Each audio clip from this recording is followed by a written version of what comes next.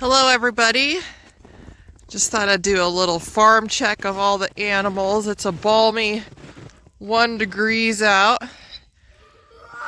Oh, there's Zeke back there.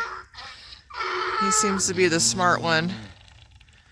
Hey, girl's hungry.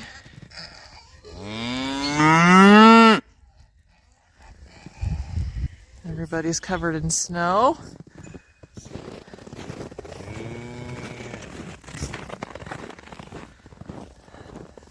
Dogs don't seem to mind that it's cold.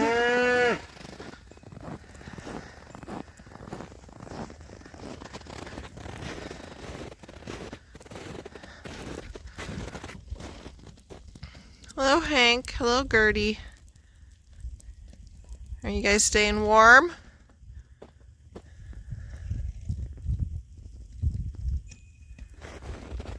So if they have snow on their backs like that, that's a good sign.